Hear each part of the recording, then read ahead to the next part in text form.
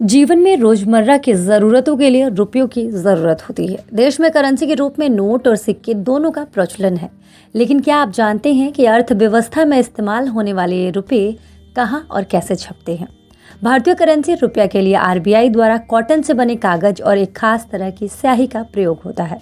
इसमें अधिकांश कागज का प्रोडक्शन मध्य प्रदेश के होशंगाबाद पेपर मिल में होता है। कुछ कागज महाराष्ट्र की करेंसी नोट प्रेस में भी बनाए जाते हैं। इसके अलावा दुनिया के 4 अन्य देशों से भी कागज मंगाए जाते हैं। नोट छापने के लिए जिस ऑफसेट स्याही का प्रयोग होता है उसको मध्य प्रदेश के देवास बैंक नोट प्रेस में बनाया जाता है। वहीं नोट पर जो उभरी हुई छपाई नजर आती है उसकी स्याही सिक्किम में स्थित स्विस फर्म की यूनिट सिक्पा में तैयार की जाती है। भारतीय करेंसी रुपए की छपाई के लिए कागज दुनिया के जिन 4 देशों के फर्म से मंगाए जाते हैं वो हैं फ्रांस की अर्जोविगिज, अमेरिका पोर्टल, स्वीडन का गेन पेपर फैब्रिक्स ल्यूसेंटर। देश में 4 बैंक नोट प्रेस, 4 टकसाल और 1 पेपर मिल है, जिसमें नोट प्रेस देवास मध्य प्रदेश, नासिक, मैसूर और सालबोनी में है। देवास नोट प्रेस में साल में 265 करोड़ रुपए के नोट छपते हैं। यहाँ पर 20, 50, 100, 500 रुपए के नोट छापे जाते हैं। देवास में ही नोटों में प्रयोग होने वाली स्याही का प्रोडक्शन भी होता है।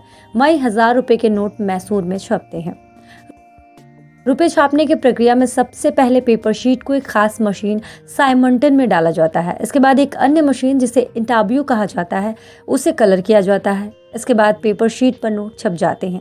इस प्रक्रिया के बाद अच्छे और ख़राब नोट की छँटनी की जाती है। एक पेपर शीट में तकरीबन 32 से 48 नोट होते हैं। नोट छाँटने के बाद उस पर चमकीली स्याही से संख्या मुद्रित की जाती है। ऐसे में आपके मन में सवाल आ रहा होगा कि जब कोई नोट पुराना हो जाता है या फट जाता है या फिर मार्केट में सर्कुलेशन के लायक नहीं रहता तो उसे बैंकों के जरिए जमा करा लिया जाता है।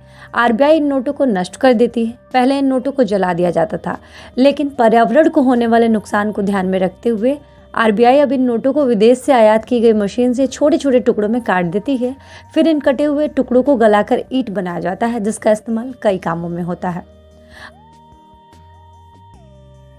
आपको बता दें कि शेर शाह सूरी ने अपने शासन में तकरीबन 1540 से 1545 ईस्वी के बीच सबसे पहले रुपये शब्द का प्रयोग किया। नोटों को छापने का काम आरबीआई और सिक्कों को ढालने का काम भारत सरकार करती है। देश में सबसे पहले वाटरमार्क वाला नोट 1861 में छपा था।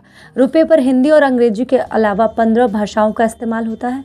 भारत सहित 8 देशों की करेंसी को रुपया कहा जाता है।